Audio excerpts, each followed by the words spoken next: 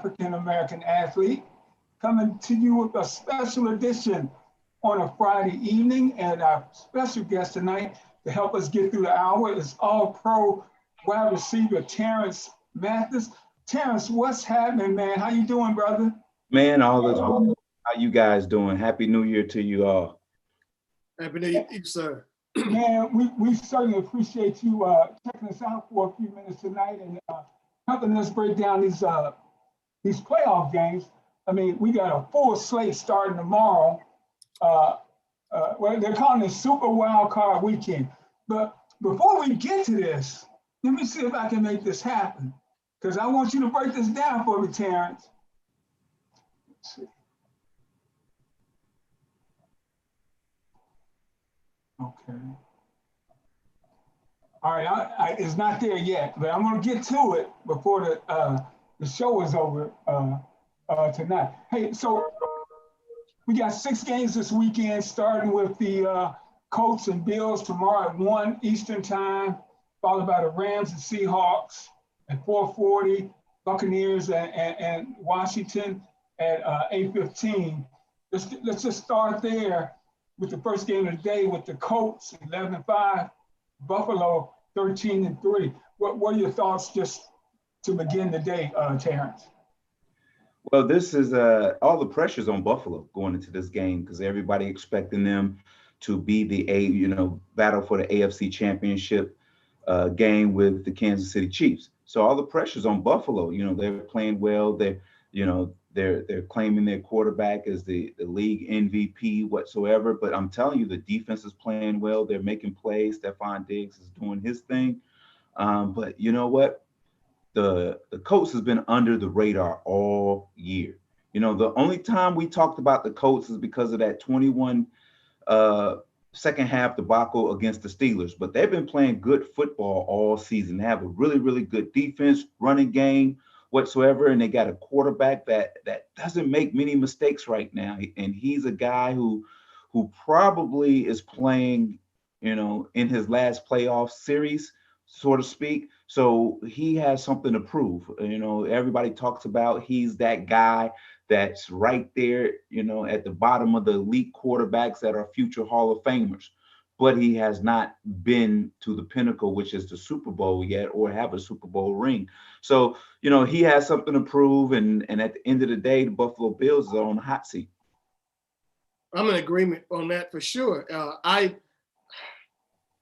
Before the season started, I was trying to pick my fantasy football league team, and I had right there in front of me Stephon Diggs to pick.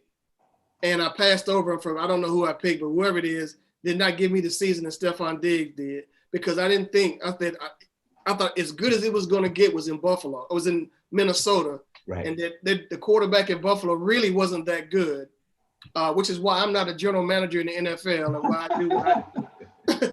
Because those cats were balling out this year. But what you're saying with Indianapolis too, you said not making mistakes. I kept thinking that was, they may have been a perfect landing spot for Phillip Rivers, but I thought he was going to be the Phillip Rivers of old, who just throws up these incredibly stupid turnovers at times. But they got the running game. Or was it Jonathan Taylor? Is that his name? The running back? Out of Wisconsin. Yeah, Wisconsin. He's been outstanding. And then, you got the defense led by Darius Leonard out of SC State. So I'm looking for the upset. I'm looking for Indy to take out Buffalo tomorrow. Even though it's a Buffalo home game, there's no prediction of blizzard or nothing up that way. So we'll see. Well, of course, for me, I covered that Bills team, the great Bills back in the early 90s. So with Jim Kelly, Bruce Smith. So I covered that team. And as great as they were in AFC, they just fell apart in the Super Bowl. So I know they're trying to compare this team to that team, but they had a proven track record in the playoffs. So that's the one thing about it that the Buffalo Bills don't have, is that proven track record in the playoffs. So even last year, they blew that lead last year. So there's a lot of people are probably treating them like the Milwaukee Bucks with Giannis. Yeah, you guys look good during the regular season, but what's going to happen in the playoffs? So that's what I think. I think that Buffalo, as Terrence said, that they have pressure on them, and it's also going to be, what have you done for us? I mean, even that great Buffalo team didn't get it done, despite the missed field goal. They should have had at least one Super Bowl. Hey, Terrence, not having fans and Buffalo was one of those places where, the crowd noise can be a factor, and of course the weather. What's the impact of all these teams going on the road not having to deal with fans? Well, there's no home field advantage for anyone, besides, you may have a dome team that has to play outside or a warm weather team that has to play in the cold. And that's the only advantage you would have, because without any fans there, it's just like it's like another football game. Let me tell you guys about the playoffs. We can talk about, and everybody can talk about what happened for 16 games during the regular season, but it don't matter anymore. It does not matter anymore. Right now, everybody has the same record, the same stats going into the playoffs. It's the team that is prepared the best will win it all. At the end of the day, you can't look at, 14-2, 11-5, whatsoever. Right now, everybody is 0-0. So it's a new season. So that's the most exciting thing about it, is everyone has a chance when they get to the playoffs.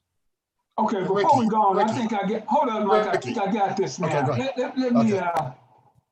Okay. About, the effect of the offense, and this crowd noise does affect them. It's also going to affect the home defense. Jerry Ball crowds the ball. Now he backs up just a bit. Way pass fake. Chandler. One-handed grab by what a catch. What a catch that was. That was the thing. Again, this is their game plan. You can see that if they're worried about Jamal Anderson, they're going to give him a play fake, hold down the pass rush, and then run running right there. Like that. I'm telling you, man. Jimmy Hitchcock thought that Mathis was going to the inside. Mathis goes to the outside, and look at this catch.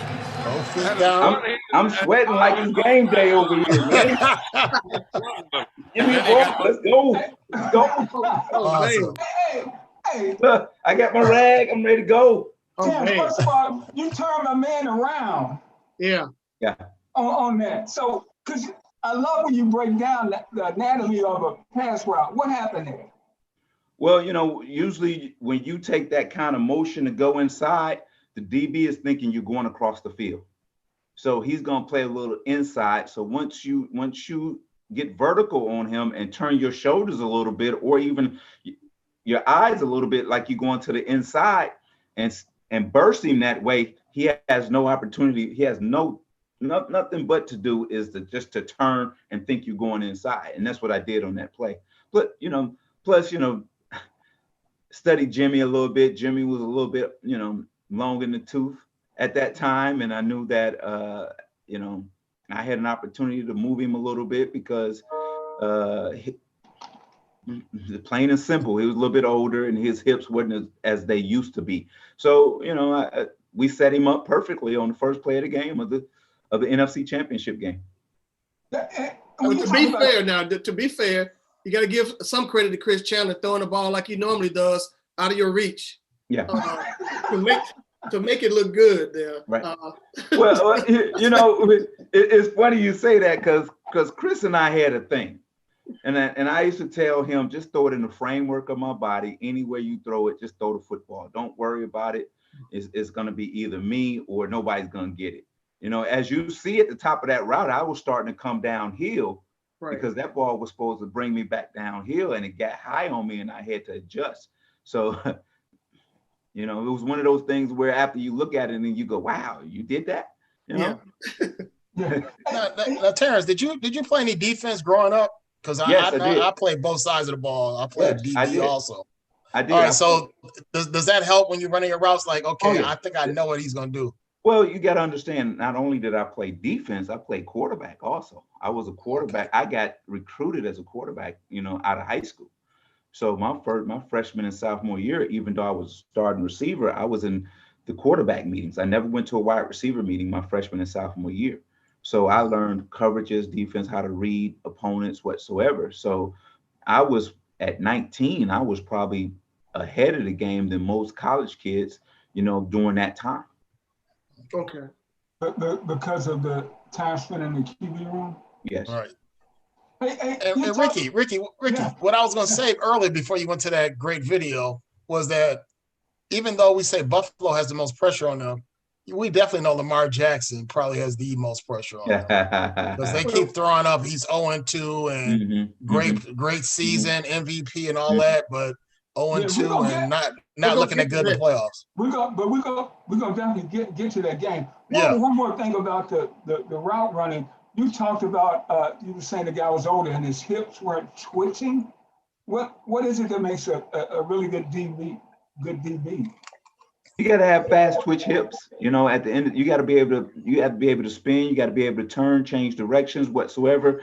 You got to be able to do those things. So when I'm scouting a guy, I'm looking at, you know, a lot of guys just look at, oh, he's fast, he's big, he's strong, whatsoever. No. I'm looking at your lower half because it's going to determine how close I can get to you, the angle I need to use to turn your hips or create a closeness to you where you can't turn your hips or whatsoever. So, you know, for instance, if I'm playing against a 6'3" or 6'2", 6'3" corner, I know there's two things that I got to be wary of. And that is him putting his long arms on me. All right. And secondly, creating space from him. Because if you create space from him and he can operate, but a guy that has a long torso, long legs, the closer I get up to him, it's going to be harder for him to open his gate and run to me. So, for instance, if you got a long gait, which is long strides whatsoever, and when I get close to you, when you turn your hips and you have to make a big step to get going, I'm going. I'm going. You know, I'm going. So, and that's the type of things I study. You know, the DBs that give me the trouble are the DBs that's my size and that has my quickness. Those are the ones that just I hate. I hate those guys. Hey, Stephon Diggs, do you see any of yourself in here? You know what I see in him is with a lot of young guys and with a lot of guys in the NFL right now, is the more opportunities you get, the more targets you get, the better you get in the game. And the better you get as your career goes along, because now you're playing with a whole lot of confidence. You're seeing a whole lot of balls, a whole lot of coverages, a whole lot of things. So it's a whole lot of expectations. And most guys get better. The less targets you get, you just become average. And before long, 3-4 years, you're bouncing around. So with Stephon getting, you know, probably 8, 10 to 12 targets a game, it makes the game easier for him because now he's playing with confidence and he knows that I'm the guy and my quarterback is looking for me. Well, see, my thinking was that they were so upset with what he was doing in Minnesota. They said, we're going to fix him. We're going to send him to Buffalo. Right. You know? Right. Well, see, and that's the thing. He wanted more targets. I want the ball. I can make plays. And they was like, no. You know, hey, it's about our quarterback. It's about our quarterback and about Cook, the running back, you know. So as you see, once Stephon left, what happened? You know, and then, then the other guy over there, I can't think of what's his Thielen. They invested in him. And they invested in him. And at the end of the day, it didn't work out for them. But it worked out for Buffalo very well. Did you have something, Mike? No, I said that. Okay, we're gonna get to these games, but I find this really interesting about just the art of that position. When you get around other former receivers and you guys talk about the art of that position, what are some of the things? What are kind of the key elements to being successful at that? When we as receivers get together, it's different than when you get together with a DB. But when receivers get together, it's a conversation of, I was the better route runner. If I had your quarterback, I would have had your numbers. That's what we used to talk about. But when you're around DBs, now you're really discussing, what you see and what you're doing and what you used to do whatsoever. So when I'm around my DB friends and former DB friends, we always talk about the the first question is to me all the time, what did you see when you attacked me on certain routes? And I just tell them, hey, look, I knew that on certain routes, we knew going into the game, you had a tough time covering these routes.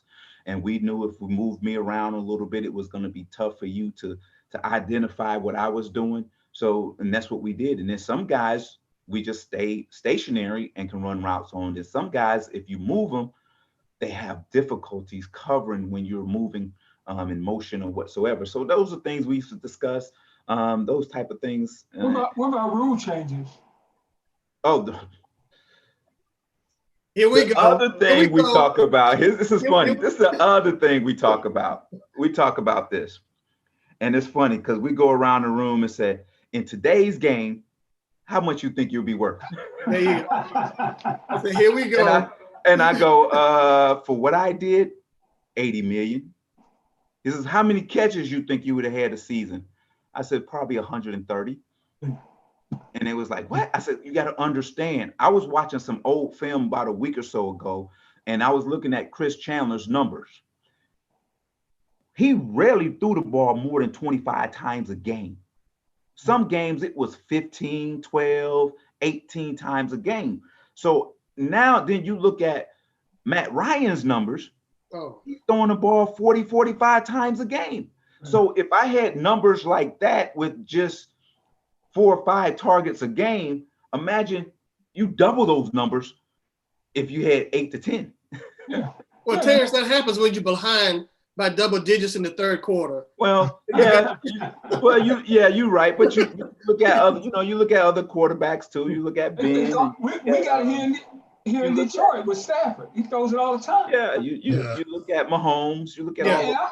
They throw the ball. I'm glad to see him throwing it. That's our best chance to win is when he's throwing the ball. Man. Now, Terrence, this is the age-old thing, and I have a mindset here. But we were talking about the Vikings and Stephon and whatnot. This the Viking franchise. I think this year was the 40th anniversary of the Drew Pearson catch against Minnesota. Mm-hmm. I'm thinking that's what it is. I'll look it up. And it's you as a receiver. You as a receiver watching that film. Did he push off? If he did, God bless him, because we all do it. We'll see. Yeah. We all look. If you don't get caught, it ain't cheating. Just like the defense, when they pull and grab and bump, if it ain't called, it ain't cheating. Okay, that's true. All right, so Terrence, how much of an advantage was it to go up against Deion and all those other great secondary players that Atlanta had in practice? How did that help you? Well, ready for the game? That's the thing that I missed. I missed Deion. He left before I got there. So Ray Buchanan and myself went up against each other every day. Another All-Pro. Another Pro player. Yeah. But before that, when I was with the Jets, James Hasty, if y'all remember that. Oh, yeah. Absolutely. James Hasty and I went against each other every single day. Now, he was my best friend. Not only did we go against each other every single day in one-on-one, we fought every single day. Okay. Absolutely. Hey, Drew made that catch December 28, 1975. Oh, okay. Yeah. So I knew it was an anniversary of that catch coming up, but that kind of thing. We want to move on to the second game with you got the Rams. Oh my goodness. They got in, they snuck in last week. Okay. Let me back up a little bit, put a pin in this. If you're on the Philadelphia Eagles and you're only down by 7 points or whatever it is. 3 points. 3 points. Yeah. And your coach says, you know what? Let me bring in a kid that's only taking 7 snaps all year and let him get his reps in this game. What are you as an Eagle doing? Especially as a receiver. And no, granted, Hurts is no great thrower right now. But nonetheless, it's your best chance. Yeah, your best chance. Oh, you want to see what I do? Yeah, what would you do?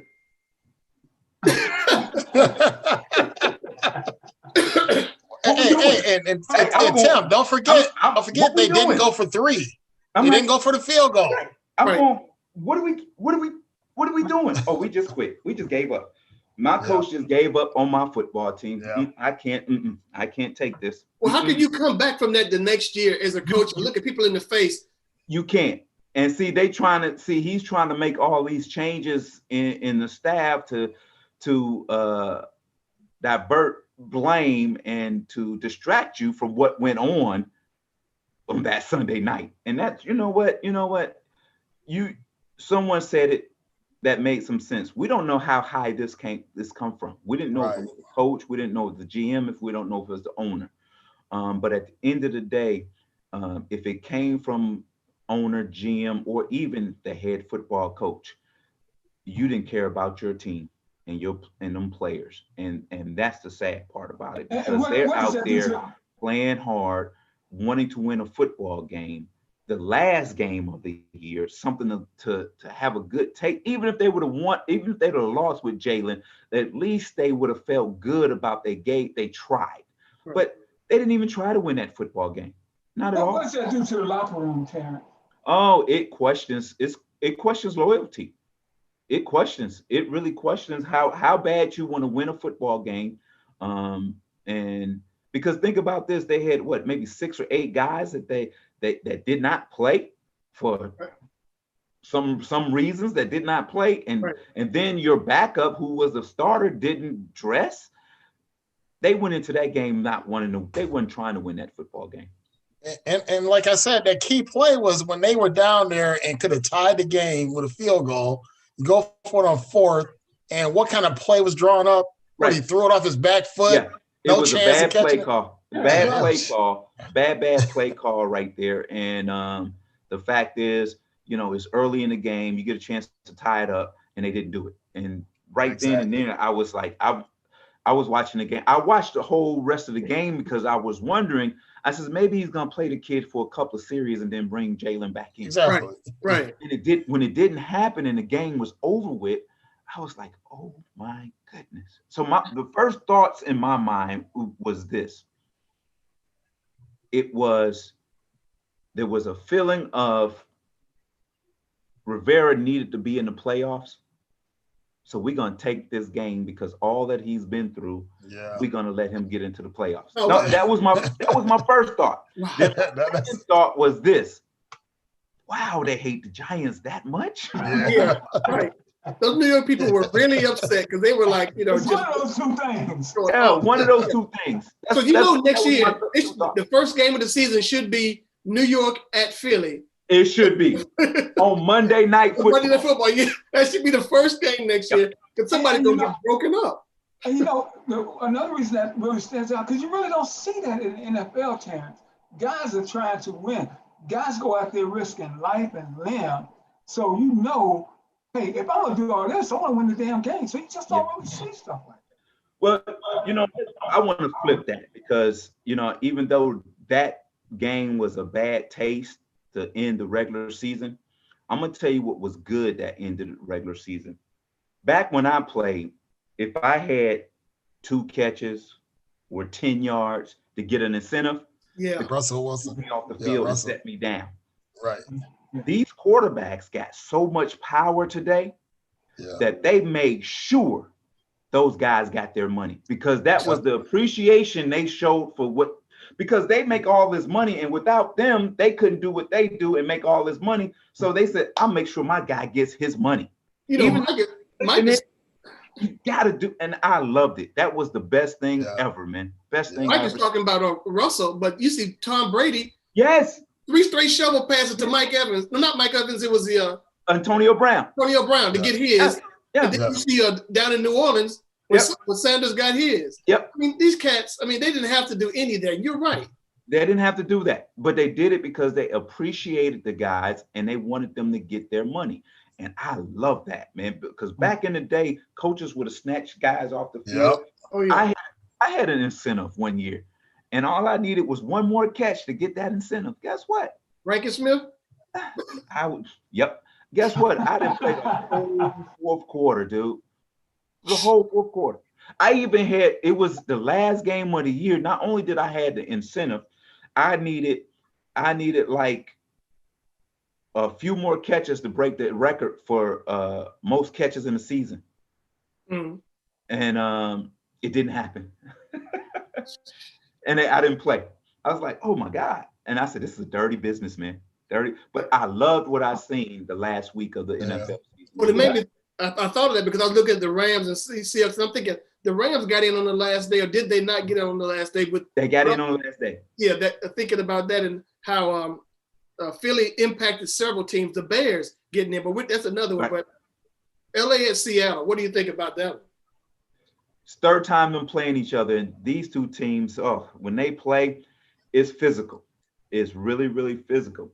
Let me tell you, the Rams defense will keep them in the game, because unless the Seattle offense wake up, because over the last 3 weeks they've been sleepwalking, they're gonna be in trouble. Now that defense of Seattle's, they're the real deal right now. They have come, the last 4 weeks they have been pretty special. Now on the Rams side, offensively, is Goff gonna play? It's a mess. Even if he plays, they don't have a chance. You know, he is second guessing himself. He's playing with no confidence right now. You know, I hate to say it, the backup probably give them a better chance to move the ball up and down the field with his legs. You know, but at the end of the day, you know, Russell Wilson with their experience from coaching staff to players, I give them the edge. Hey, you know, and is what they say. Yeah, go ahead, Mike. Oh no, I was just saying that it's funny because remember when Russell was like the hands down MVP, and then all of a sudden the offense seemed like it just took a nosedive. He started throwing bad interceptions, and the team looked shaky. And remember, they were looking really good. So it's hard to say. But yeah, what you say about the Rams, Goff looks like he's still being coached by Fisher. Right. That's what it looks like. Let me tell you what happens, and people don't understand this because, you know, I've been an offensive coordinator, college level, high school, whatsoever. Let me tell you what happens is sometimes you get bored and you say, well, we're gonna just do what we've been doing because it's been working. And it only takes me about one game to figure out that ain't gonna work. I got to be more creative, and I got to bring more excitement to the offense. And I think with the Rams, everyone is caught up to what McVay is doing offensively. Right. And then, you know, with which is what are they doing? Because I thought it was just like, you know, run girly, then throw the ball, but Todd's not there. And that's the problem now. They can't. There's no play action because they don't have a solid running game. I don't think their weapons. I like a couple of their outside receivers. Robert Woods, I like Robert, but other than that, the other guys are not stepping up and making plays. So at the end of the day, if you're not throwing the ball and pushing it upfield, you're gonna have trouble. See what they're trying to do is crossing routes, flat routes, and everyone's caught up to that 2-3 tight end set, and with one receiver, everybody's caught up to that. So everybody knows how to defend it. So you become stagnant, and then you don't know where to go. But see, this is the problem. This was where the media and the so-called talking heads and gurus start anointing people gurus and geniuses. They're not. They're not doing it. They have not reinvented football. Right. You know, Terrence, doesn't it seem like it all malfunctioned after Belichick shut them down in the Super Bowl? That McVay just seemed like he's not a genius anymore. And then, like I said, Goff will regress. Then they didn't even use Gurley in the Super Bowl, and then he fell off, and then they got rid of him. So it seemed like that's when everything fell apart, the Super Bowl, when they got exposed. Well, yeah, that's it too. But let me tell you what happens is now you have a whole offseason to prepare for a team. When you have a new coach come in and it's the first time seeing them, and you don't understand, you don't have a 2, 3, 4 months to prepare for the season and know exactly what they're doing. Everyone. It's just like a quarterback. You know, you wonder why some quarterbacks in their second season is not as good as they were the first season. You got a whole off season to get ready for these guys. And so if you offensively cannot be creative and change up some things, you're going to struggle offensively. Yeah, because because Terrence, defensive coordinators are going to break that down play by play, like you said, all over the offseason. Well, you see that, but at the same time, people know that if a play breaks down in Seattle, Russell's going to get yards with his legs. Right. They still haven't defended that yet. Right. You know, Right. he makes. I mean, he still plays better than anybody outside of Rodgers. Right. Those cats, except for when he doesn't decide to run and throws a bad pass like he did that one game. Exactly. You know, and that's just one of those things that, you know, I run enough. No, you haven't ran enough. Let's move the chains, baby. Let's move the chains. Exactly. Yeah, but the Rams have a game record on defense. Aaron Donald. Yeah, Aaron Donald. And that's yeah, and they got a shut down corner also. So, you know, at the end of the day, it's probably the best game this weekend. And the division rival. Okay, you say that. I'm gonna say Saturday. You're saying about you think Ramsey is a shutdown guy? Because I do. Okay. I'm taking your word for it because I keep looking at the guy like he looks very ordinary. Well, this is the thing. It you know, at corner, you're gonna get beat. You're gonna get beat sometimes. But you got to calculate how many times they throw you away and how many times a guy catches the ball, scores, or moves the chain. And that doesn't happen often with him. You see what I'm saying? So, for instance, if he's guarding Metcalf and Metcalf has 8 targets, even if he catches 6 of them and none of them go for touchdowns, it's okay. You see what I'm saying? Or if none of them go beyond 25 yards plus, it's okay. That's what corners are taught to do. Hey, don't give up the big play. You're gonna lose sometimes, but at the end of the day, don't give up the home run and don't give up that wild play that's gonna galvanize the offense. And see, that's what's going on with me. I'll see him playing against Hopkins, you know, in Arizona, and he's gonna make everybody look crazy. And so that's what I'm saying. Okay, he looks like he's not no world beater because he can't shut down a guy like that. Right. The definition of lockdown corner changed under today's rules, Terrence, where back it's tough for a corner today.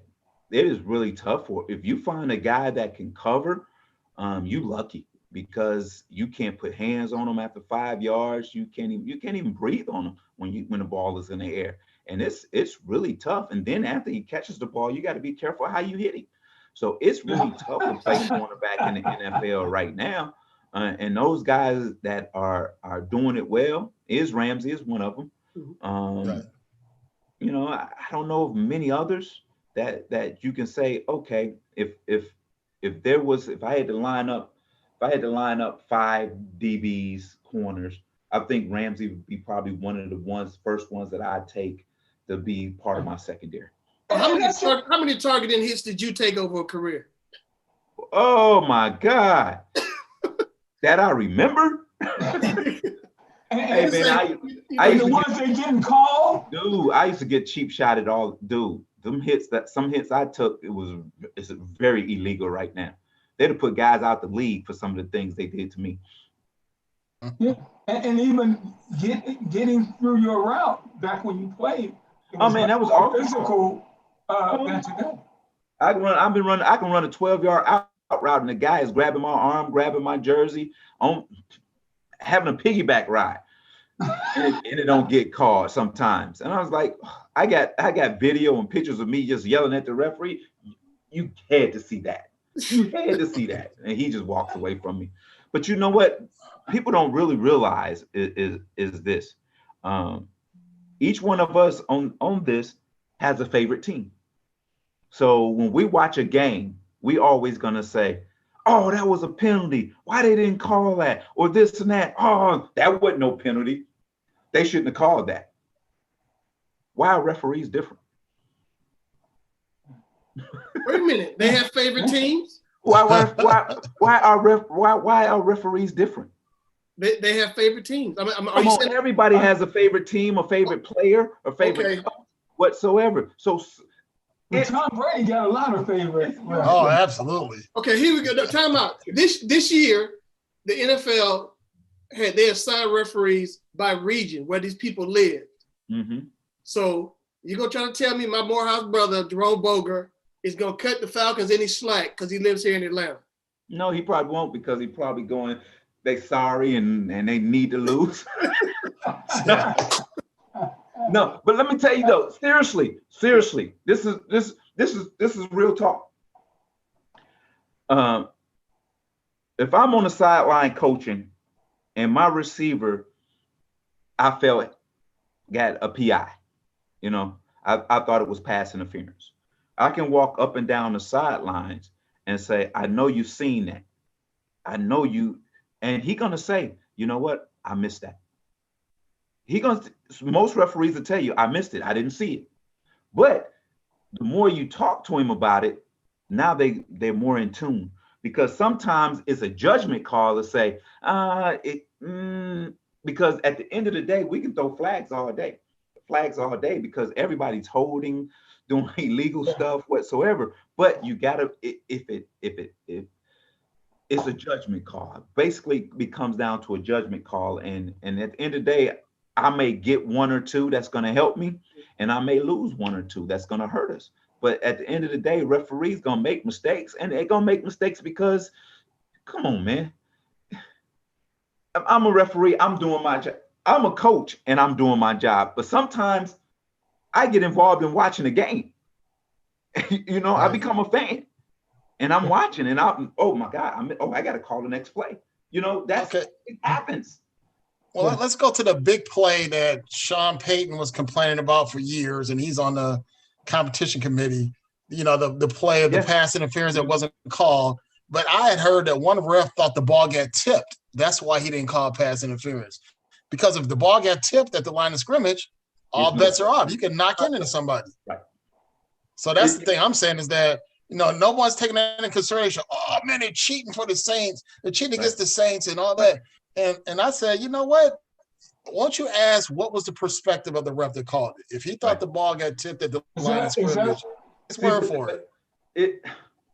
It's one of those things is this.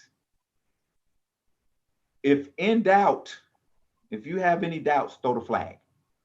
Right. You know why? Because you can always come together and talk about it and pick the flag up. But if you don't throw the flag, you can't after the fact go, okay. You That's a great point. So at that point, that flag should have came out of his pocket, and then they had a discussion, and the referee said, no, I thought the ball was tipped. So now he can go to Sean Payton and say, ball was tipped.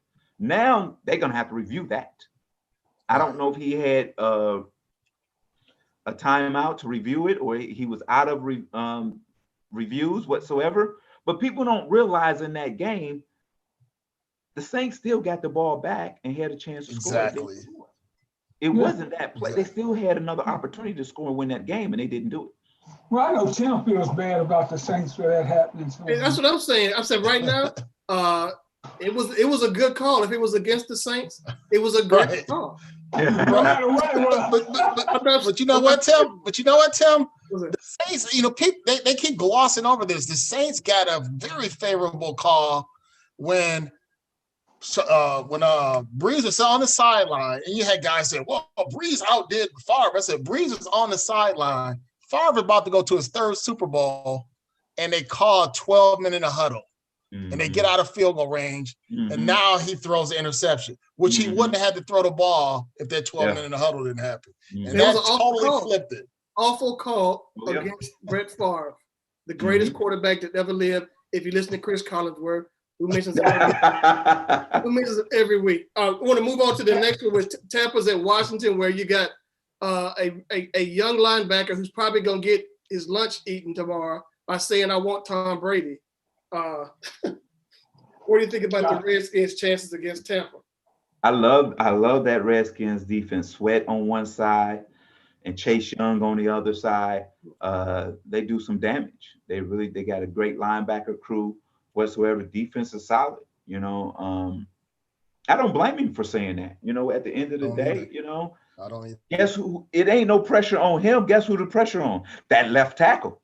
That's the pressure. Now, if I'm that left tackle, I'm like, oh, hell, why is he talking so loud? Brady's probably told him and said, yeah, he probably told him the same thing. Pressure's not on him. Yeah. It's not on Chase. It's on you. It's on you. You better not let him get to me. That's the question. It ain't about Brady and Chase Young because Brady ain't blocking Chase Young. It's that left tackle. Now, Washington's offense, the quarterback position, I don't know. I don't. Let me say something about that position. Dwayne Haskins, they let him go after the loss against Carolina.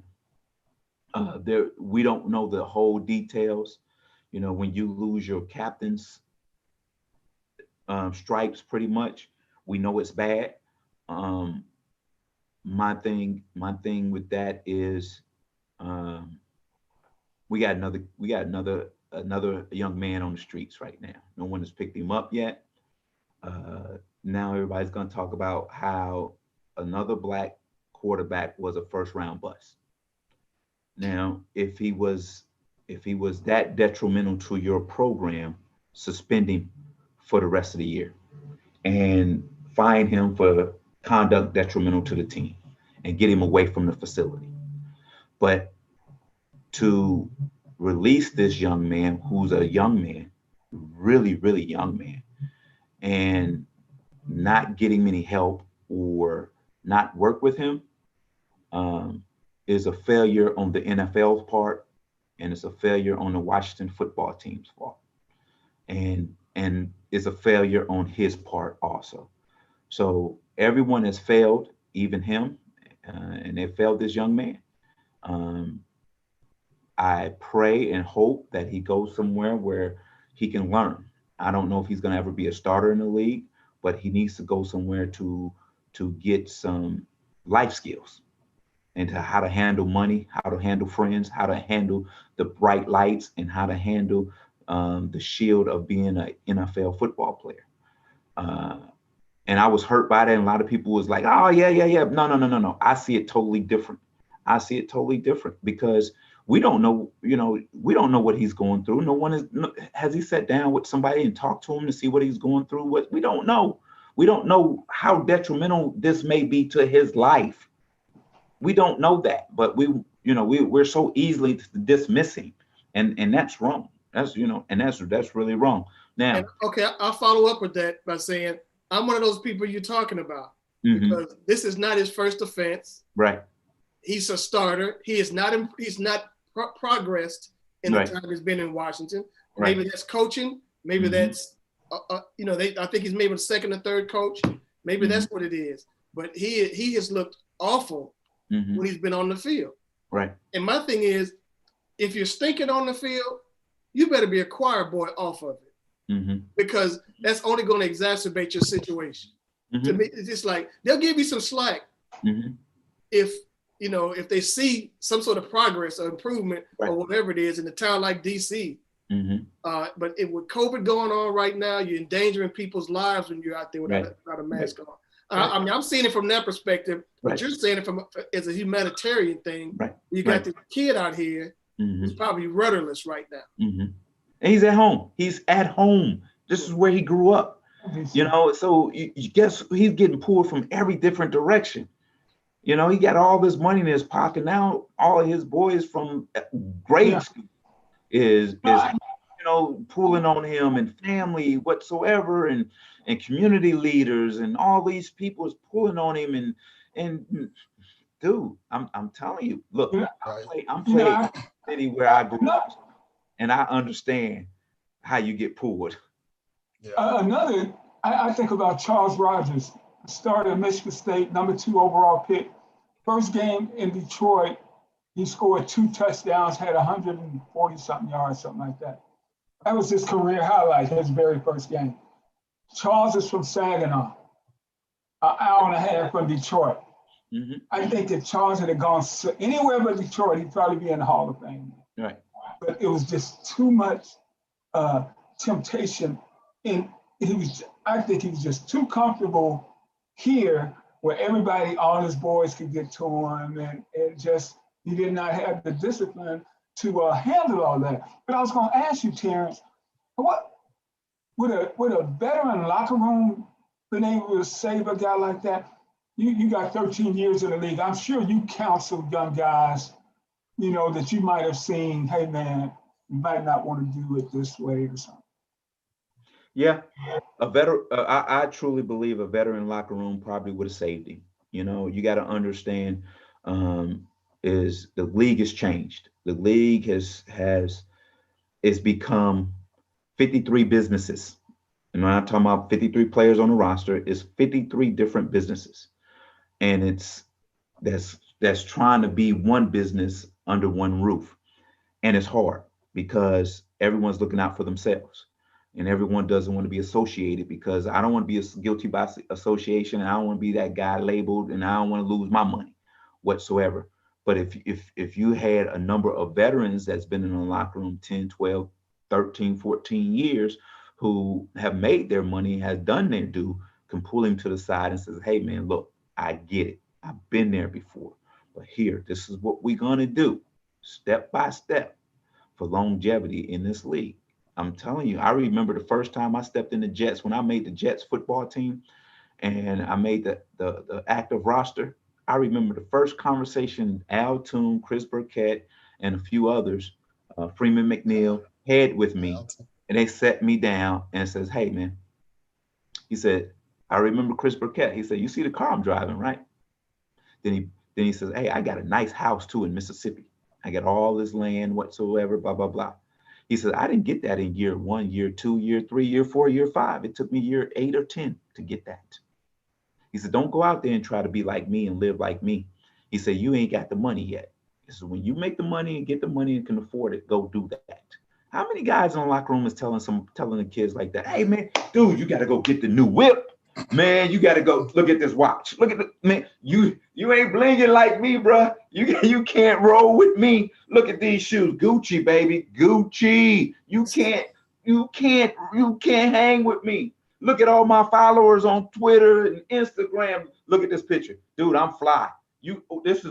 Look, I got this made. This is a $15,000 suit I got made. You can't fly. You can't run with me. Then guess what happens? I'm trying to run with him, popping bottles at the club. I'm doing this, buying the flyers whips and hanging with the flyers girls and spending money with my boys, got my crew whatsoever, because I'm trying to outdo the other guy that's lockers right next to mine. And that makes absolutely no sense whatsoever. Well, you mentioned Chris Burkett. I covered him when he's at Jackson State, after he came out of Jackson State. Because it was a lot of talent coming out of those teams at the time, and you're talking about a decent guy. I think he adhered to the Herm Edwards edict was one house, one car, one girlfriend.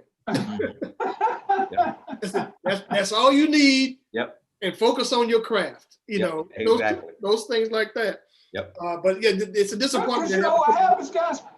People say you're in the NFL. Well, you're in the NFL, but you have the top rung of the roster, you have the middle rung of the roster, and you have guys that are being interchanged at the bottom of the roster week to week.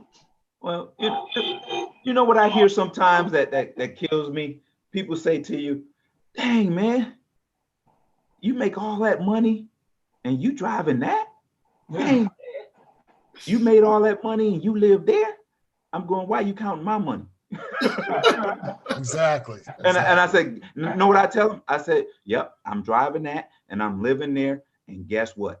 I got money in the bank. Right. I'm set for life. Right. Yep. Right. Look, I don't need for nothing.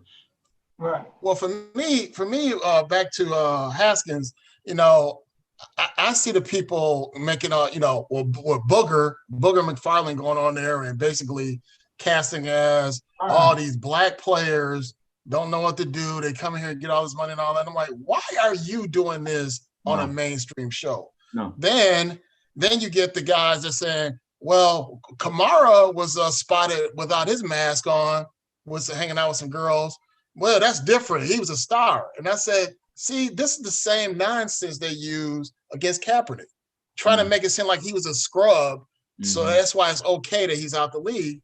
And we know that's not the reason why he's out the league. He's out the league because of this social justice situation. And that's rearing its head again was what's going on now. So that's the thing I was upset about, is that why are you guys using these narratives like this? We don't know what happened. Remember, this guy was benched in the beginning of the year where they said that, you're not good enough to start. Then he got himself in the starting lineup, got captaincy and all that. And then it fell off, and they made it look like it was because he was out here at a strip club with no mask on. Right. So if that's the gauge that you're using, then it's the double standard. Like, well, if you're a star player, and we can rely on you. But the star player, okay. Did you ever hear Jimmy Johnson's story about Troy Aikman? Yeah, we got that. Okay. But I'm saying the fans though. Well, I can understand it. This is the one. See, Brett Favre, when he came to Atlanta, they couldn't keep him out of the streets. Right. They couldn't keep him out of the streets. They shipped him off, and look what he did. Right. Yep. So you gotta have the right atmosphere in the right locker room to change your life and to change your career path. And if you don't have that, and go back to your point, Michael, about Booger and saying, oh, all these black athletes, they don't know what to do with their money, blah, blah, blah, this. Okay. There are many stories of white accountants, white agents stealing their money, taking their money, investing their money in wrong places, and they go broke. So you tell them, well, they need to get with a financial advisor to help handle their money. They don't trust anybody right now. I had a conversation several years ago with a tight end. I'm drawing a blank now, so I was going to just jump in there. He used to play for the Chargers, tight end. That game, the guy was exhausted. They played against the Kellen Winslow. Yeah. He's a lawyer. He's like, black athletes will not trust their money and their business to black guys. Exactly. And so they'll allow themselves to be ripped off by other people. But Kellen is talking about he couldn't get business from black athletes. Well, I'm gonna tell you why. I'm gonna tell you why that is. If you're an agent and you're coming to get me, okay, and you says, hey, I'm gonna do this for you. We're gonna work hard. I'm gonna call this guy. This is my guy here. We're going to get your name out there. We're going to go to the combine and we're going to represent, blah, blah, blah, this and that. When you get drafted, we're going to make sure you get an airtight contract. We're going to get you a marketing deal whatsoever. Okay, great. I'm going to pay for your pre-combine training, this and that. I'm excited. Oh, yeah. Here come that white guy. Hey, where you want to train at? What kind of car you want to drive? Do you need money for this, and that? Oh, we're going to give you an advance on your marketing deal. So before you know it, he has $300,000, $400,000, $500,000 in his pocket before he even gets drafted. And guess who we going to go with? Yeah. So they sell themselves because I'm like, oh, he giving me money now. But what they don't know, that's just a loan. They're going to get it back from you. That first contract, with interest, get a check. They're going to send you an invoice and say, you owe me for training. You owe me for this hotel, this flight, this jury. Now you're in debt before you even finish the season. That makes absolutely no sense. So that's the problem right there. That's why black agents and lawyers can't compete, because of the fact that we're not going to spend your money before you have it. But do you think these guys, the 21st century athletes, are becoming more sophisticated? Look at the NBA guys, look at what LeBron's doing. These guys seem to be creating their own financial empire. Am I just looking at the top rung? No, they're not looking at the guys, because they're trying to get there to get that money, and they figure this is the way to go with it. Is let me get my exposure and get money in my pocket now so I can do things. And then I'm almost on the same level because I'm flying on jets. I got a nice car. I'm traveling to South Beach and I'm going to LA and doing all these things, hanging with these guys whatsoever on a dime of an agent, which is your money that you're spending. You think it's an agent. It's your money that you're spending. Right. And that's the sad part of it right there, man. That is the really, really sad part of it. Well, let's get to this game, man. Okay. Buccaneers, Washington. All right, let me finish my point on Washington. They won't win this game because their quarterback position right now. they won't be able to score enough points to play with Tampa Bay. So that's, at the end of the day, it is what it is. Okay, well, let's move on. Sunday, 1:05 Eastern Time. The Ravens and the Titans. I think this is going to be a really good game. I mean, and this is a rivalry game too. This is Frazier Ali right here, dude. Wow. Let me tell you something. Right now, if you don't stop the running game for Tennessee, and I'm not just talking about Derrick Henry, I'm talking about Tannehill also. It's gonna be a long, long night. Now, if you don't have a running game besides Lamar Jackson, it's gonna be a long, long, long, long day. Now, the pressure's on Lamar. It is, but it is, and I'm gonna tell you, it's only a small little bit on him. If the coaching staff don't put him in positions or give him things to be successful in, he's gonna struggle. If they go back to, oh, we can't move the ball, let's run Lamar, they're gonna lose the football game. They're going to have to figure out a way to throw the ball downfield, loosen up that defense so they won't have 8-9 in the box and a spy on Lamar to win that football game. If they don't do that, he's going to struggle. He's going to struggle. Do you think that there's a limit on how good he can be? Is there a ceiling on Lamar? Can he There is a ceiling. Let me tell you, there's a ceiling on Lamar, but guess what? It's been put on Lamar. They're not allowing him to be what he can be. They're not allowing him because they have the stereotype about him. He's not a pocket passer. He's not a true thrower of the football. All he does is move around, creates with his feet, blah, blah, blah, blah. He's this fast, exciting player. That's that stereotype they have in him. He needs a guy, a coordinator, and a quarterback coach that says, hey, look, I don't care about all that. This is what I know you want to be. Let me help you be that. They're creating a narrative of who Lamar Jackson is right now. Oh, that's interesting. Yeah.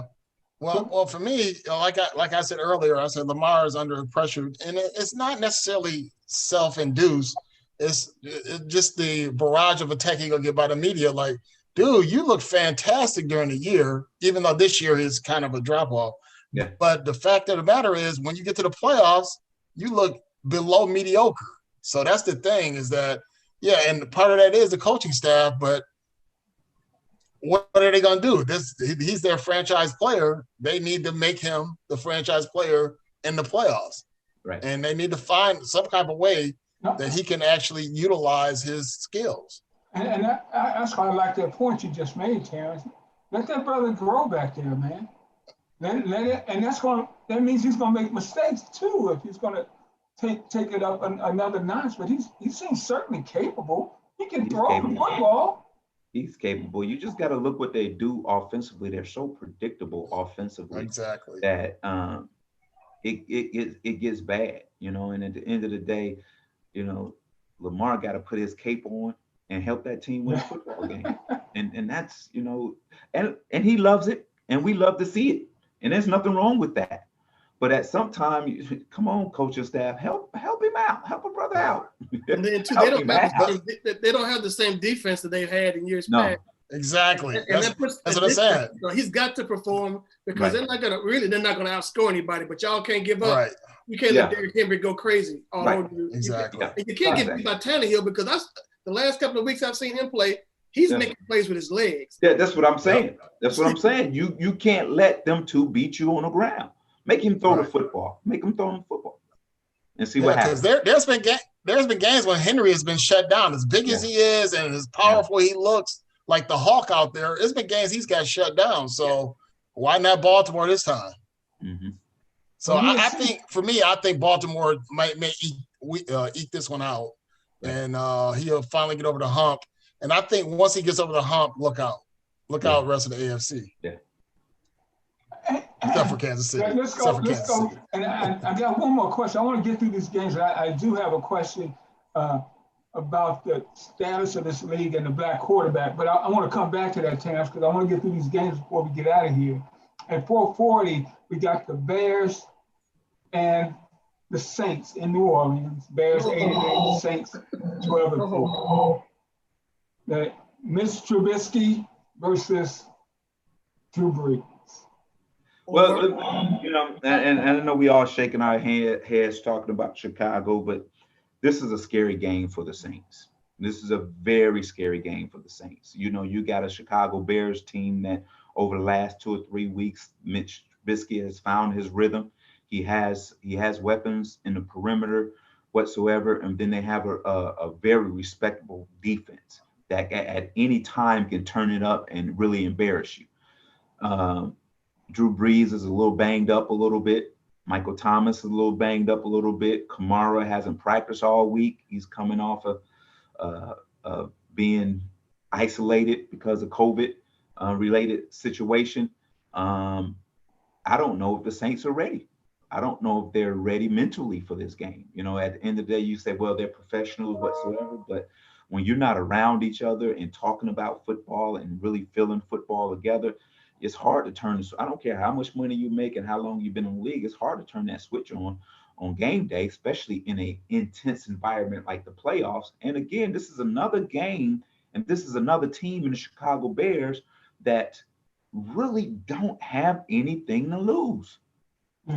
There's no pressure on them. There's no pressure on them to go in and win. There's no pressure. All the pressure is on the Saints because, you know, after the Saints won the Super Bowl that year, everybody thought the Saints had this dynasty. And then as you see, they'll either lose the first round of the playoffs or lose in the second round of the playoffs. So they're going to hear it all too, that, okay, are they going to get back to the NFC Championship game?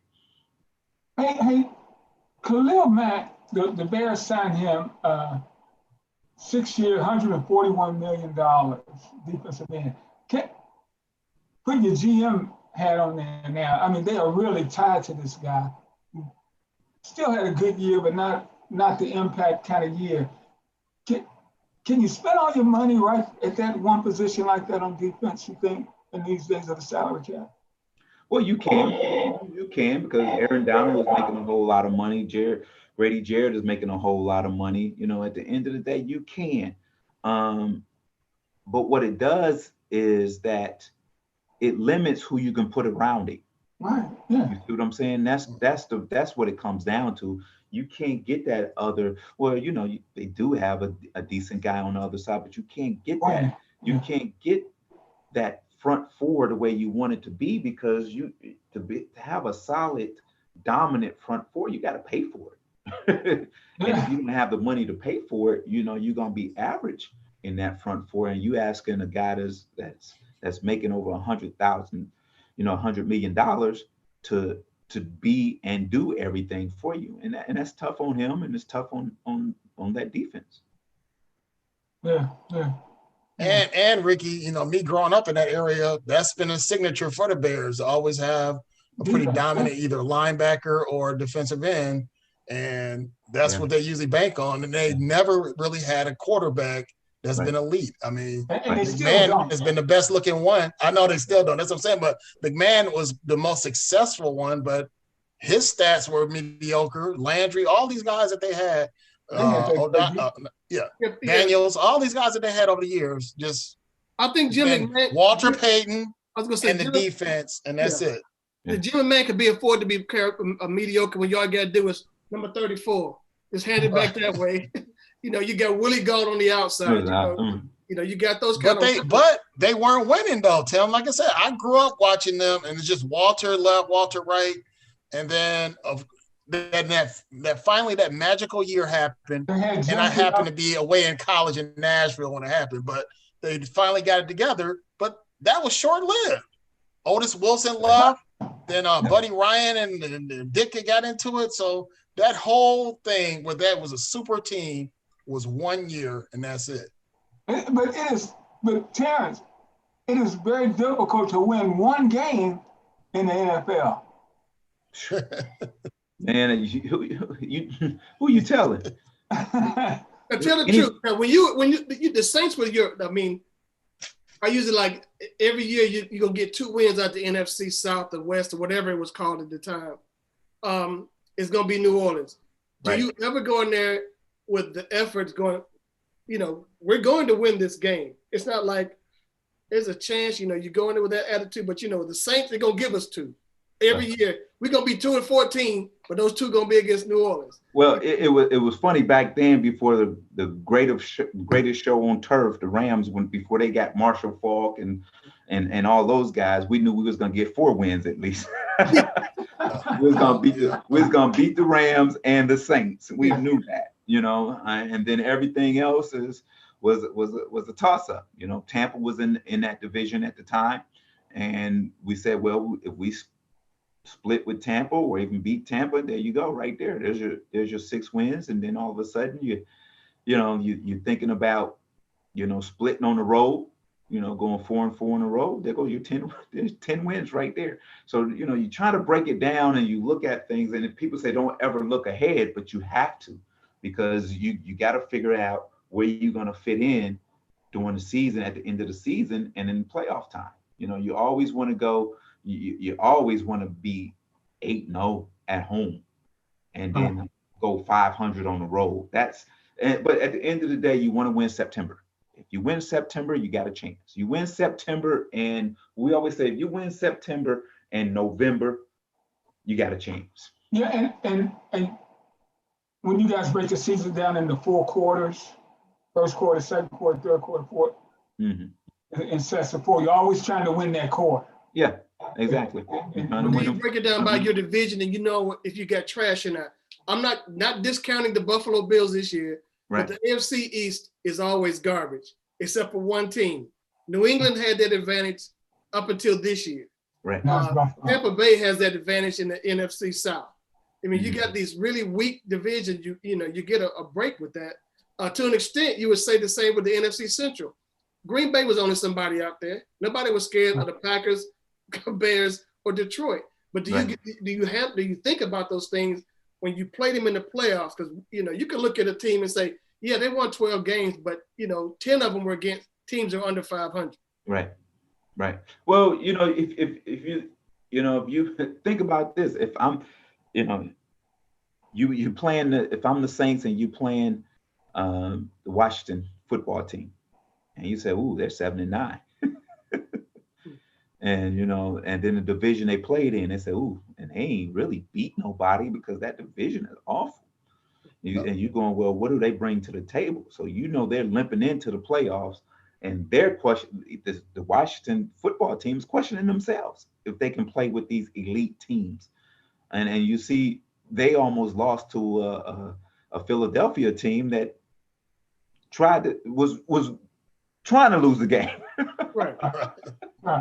You know what I'm saying? So it's tough, but you got to have the mindset of the big picture, one game at a time, and to get to the ultimate, and that's the Super Bowl. You can't worry about the records. You can't worry about where they play. You just got to take care of your business. If you take care of your business, you're fine. But in the back of your head, before you play them, you're like, oh, we got them. Oh, this is a win. But you still got to go out and play the game. Does momentum matter? Does momentum matter at all? Now, momentum matter, even though it's a different season. The playoffs, momentum does matter. I'm thinking about the last game here, Cleveland and Pittsburgh, and it seemed like, Pittsburgh was, crown them. They're 11-0. They're going to be the best team in the league. And then, they just started, the wheels fell off toward the end of the season. And now they're playing a Cleveland team that would scare me. Even with all the injuries and in the COVID and the whole 9 yards. What you're thinking there? And that's a big rivalry too. Cleveland, I mean, it's been a one-way rivalry, but Cleveland would love to knock them off. Right. Well, this at the end of the day, this is a tough matchup for the Steelers. You look at their linebacker core, they lost their pretty much 2 of their starters at linebacker early in the year, and they're still trying to figure out how to be productive at that position. And then the running game hasn't been productive for them. And let me tell you something, man. And something you can look it up for me. Juju Smith-Schuster. All right. Since Antonio Brown left, Right. how many 100-yard games has he had? Probably 0. I'm gonna say 0. I'm looking it up right now. I'm gonna say 0. Okay. Yeah. Are you going to talk about him talking too much for somebody who hadn't had a big game? Well, I know Juju, and I'm not saying something behind his back that I wouldn't say in his face. Stop trying to be a social media star. Stop trying to be well-liked and lovable and all this stuff, dancing on people's logos and doing all this stuff. Stop. Play football, man. This is what you get paid for, not to be on social media and doing all this other stuff. Your occupation is a wide receiver for the Pittsburgh Steelers football organization. Do your job. He's got 97 receptions, 831 yards. He's averaging 8.6 yards a catch. So he's not getting down. And he's your number one receiver. Oh, he hadn't been number one. Hadn't that Crawford guy been? Hadn't he been number one? Claypool. Yeah, he's been. But at the end of but you understand what I'm saying is when AB was calling him out, and everybody was like, "Oh, he just hating on him because Juju has stepped up." Blah blah blah blah blah blah blah. Hey man, Juju, I love you, dude. But dude, we gotta get some football out of you, bro. We gotta get some football out of you. And I know, people probably gonna throw eggs at me and throw hate at me and throw shit at me for saying that. He had one game for 101 yards. Yeah, one game. Okay. Yeah. But here's what I'm saying though is that we look at that Cleveland game. Let's not forget no Big Ben. It's almost like the Steelers said, you know what, we'll let you get this one. And they still could have won it, but let's not forget Baker getting that rush to get that first down. But there's no way they should be worried about Cleveland. I mean, and then Baker's probably going to implode in the playoffs anyway. So I can't see the Cleveland beating the Steelers, and they should have beat them. But you know what? This could bite them like what happened with the Bears.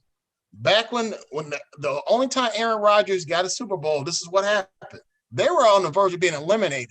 The Bears did not beat them. Then they end up having to play them again in the playoffs, and that's when Cutler had the knee injury and was on the sideline riding the bike, and then the Packers go to the Super Bowl and ironically beat the Steelers. That's the only time Aaron won, and that's when they backed into the playoffs. They could have been knocked out by the Bears. So this could be a situation here. I take that back, Terrence. Juju, his high was 96 yards. Okay. There we go. You said something about momentum. Right. Yeah. Green Bay didn't have to play Aaron Rodgers and all those guys against the Chicago Bears that night. They were playing for home field, but at the end of the day, that wasn't really important to them. What was important to them is this. We got to play our guys at least for 3.5 quarters. So when we go into the playoffs, the last time we played, we were productive. And that's the key, and I hate the fact when you sit guys before playoff games, especially in football. You can do it in basketball because you're going to play 2 days later. But when you sit them in football, you got to wait 6 days until you play again. So it's, for instance, I know you're worried about Ben getting hurt, and I get that. You're worrying about Mahomes getting hurt. I get that. But there has to be some kind of momentum and some kind of feel good going into the playoffs. Because at the end of the day, you're still looking at, we look terrible that last week of the season. You know what I'm saying? Yeah. And it's hard, man. It's really hard. Well, I was thinking it was more for the Steelers than it would be for anybody else because they really seem to just lose their way late. And they were in close games and losing games. They just didn't look like the same team that started the season. Right. And guys, I'm a finish on the Steelers like this, and I'm gonna say this because I know people watching this whatsoever. I love Juju to death. I remember Juju coming out of school. We were sitting in Oregon, and we talked football. We talked football. We talked football, and I fell in love with the kid because his football IQ. And I knew he was going to play in the NFL, and I knew he was going to be a very good football player in the NFL. And I would tell uh, DeAndre Hopkins, I would say it to uh, Julio Jones, I would say it to Calvin Ridley, I would say it to Stephon Diggs. Hey man, play football.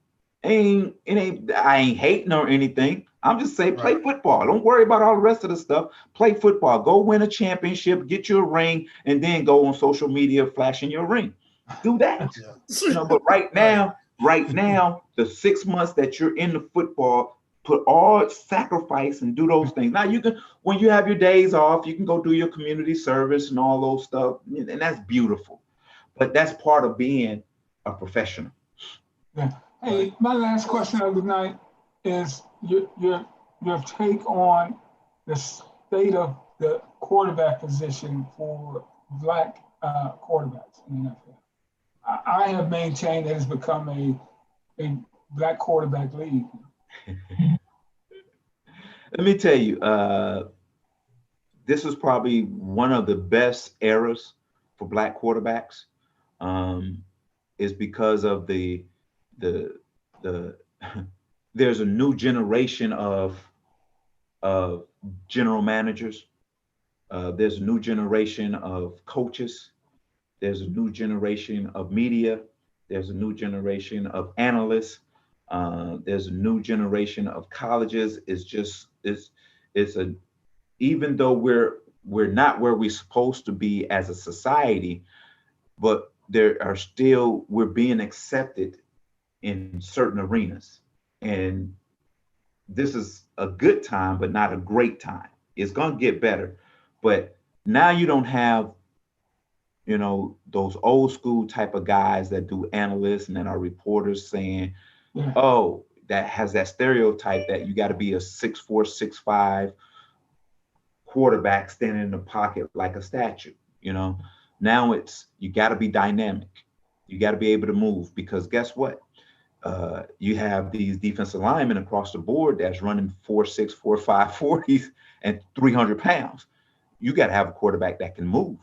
So now they're starting to understand that you even have some, if you look at the draft, you have some kids in this draft that can move around in the pocket that are white quarterbacks.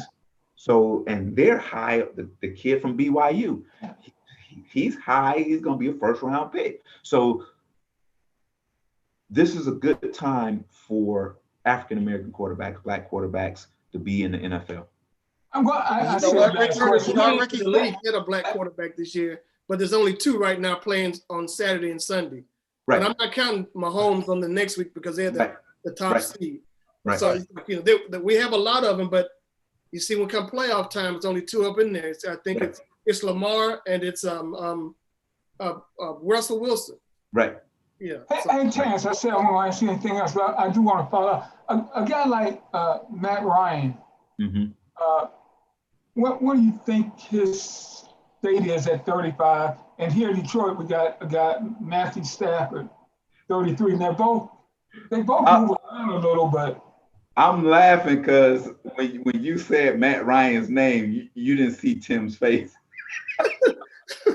Tim wants him gone. I do want him gone. I want him to trade. I want them to package him to the Jets with Julio and bring me somebody new in here. Well, this is the thing. Is this? I still think Matt Ryan has some life left in him. I still think Matthew Stafford has some life in him. I just think that it may be time for them to move their talents elsewhere. Will I draft a quarterback if I was the Falcons? If the one that fits what I want to do? Yes, I would. You have to. Matt Ryan is not going to play forever. I mean, even if you draft a guy that's going to sit for a year or so, that's fine. But as long as you have something in place for when that day comes that you're ready to excel, do it.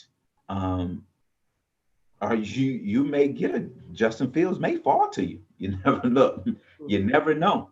And if that happens, the fans is not going to allow you to sit Justin Fields for a year.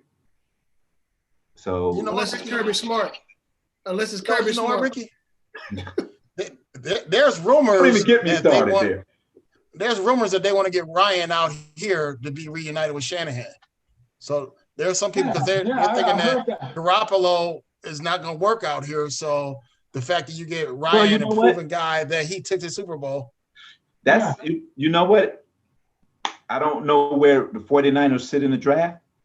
Right. You trade Matt Ryan to San Francisco for that first round pick of the 49ers and their second round pick. I'd take that deal if I was Gene. I take the deal. Go. So that's what I'm saying. And I think both parties would be happy. Now, back to the black quarterback situation. It's a pretty good situation for black quarterbacks if we're not bent out of shape about what happened to Haskins.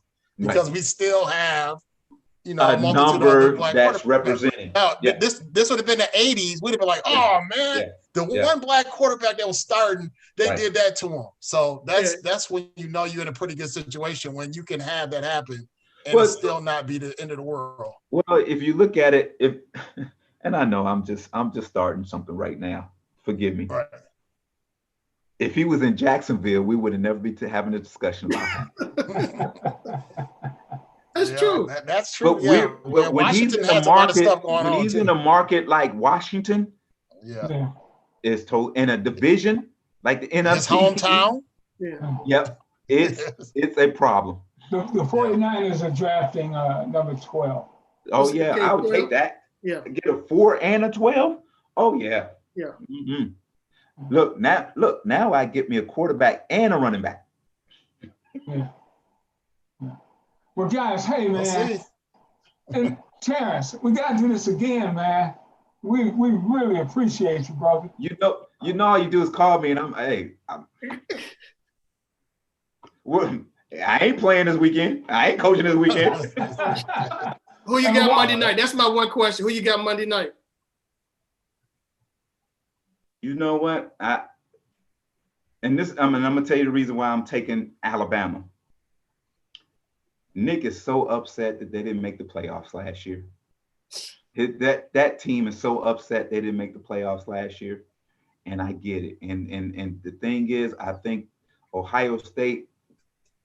I think the game against Clemson was their national championship because the way they lost the last year. So you got two teams that are one is we beat a team we should have beat last year in the national championship. And you have a team that says we should have been in the national championship. So I'm going to take that team that has something to prove than a team that beat somebody and prove that they can beat them. However, let's not forget, Saban's daughter is running her mouth. And that could be the bulletin board material that Ohio State can say, hey, look, we had to deal with a loudmouth person before. He said they didn't play enough games to belong in the Final Four. Oh. She made a comment about that they were talking about postponing this game because of some COVID stuff maybe going on in Ohio State. So she said they're scared to play. So she basically dissed them. Yeah. And then, but Dabo was, talking that it wasn't enough. So that's what I'm saying, that you got 2 games in a row where you had some bulletin board material that they can utilize that as fuel. Well, the thing is this: Alabama going to have trouble with that front four of Ohio State, but Ohio State is going to have trouble with all the weapons that Alabama has to present. Alabama defensively going to have trouble with Justin Fields and that running game. So you're going to see the team that makes the best adjustments will win that football game. And I take Nick Saban making the best adjustments because he's done it. Well, let's not forget Heisman Trophy winners struggle in the championship game. I ain't seen any Heisman Trophy. But You talking about a Heisman Trophy winning quarterback? Okay, well, yeah, you said This guy. And plus, they're going to get the kid that was injured first part of the year. I think he's going to. Yeah, he may come back. Waddle. Yeah, I wouldn't. If I was him, I wouldn't, because he's gonna be a first-round draft pick. Why? Right.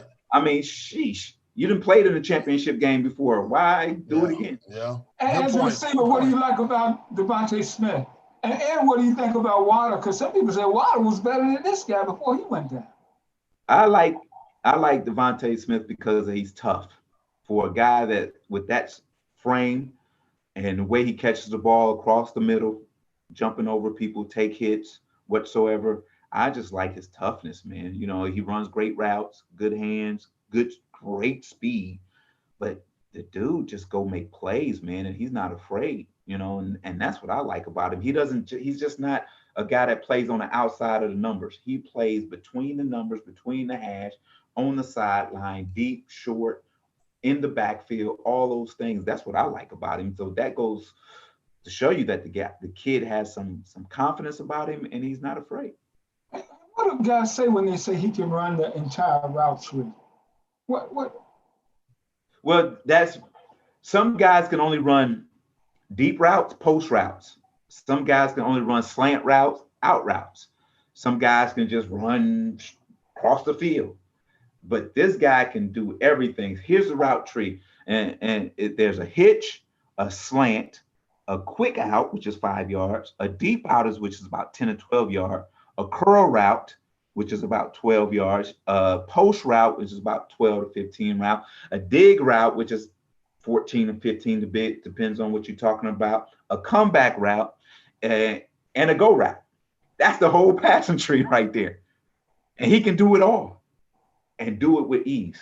And that's what we're talking about when we say the whole passing tree. You know what, Terrence, I got one last thing before you go. When you hear this nonsense that Randy Moss said, he's better than, he basically said that Jerry Rice is probably the third or fourth best receiver. He's number one, and then T.O. is second. As a fellow wide receiver that was a really good player, when you see some nonsense like that, what do you say?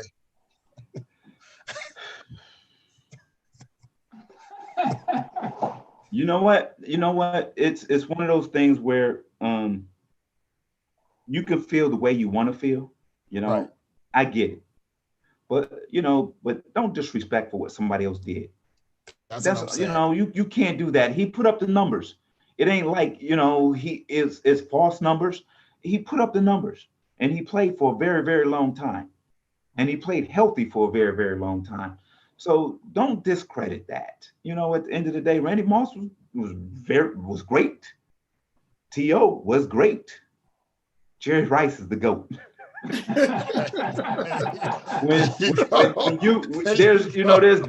There's different GOATs in different sports. So when you go in a dictionary and say GOAT, football, pitcher, Jerry Rice. Man, there you go. Hey, thank you so much, man. We're going to do this again throughout the playoff to all our viewers out there, to our viewers on YouTube. We appreciate you checking us out. And as always, our viewers on Facebook, we appreciate you. For Tim Turner, Michael Rouse, and our great friend, Chance Mathis. We'll see you next time. Good night, everybody. All right, thank you, Terrence. All right, man. Take care.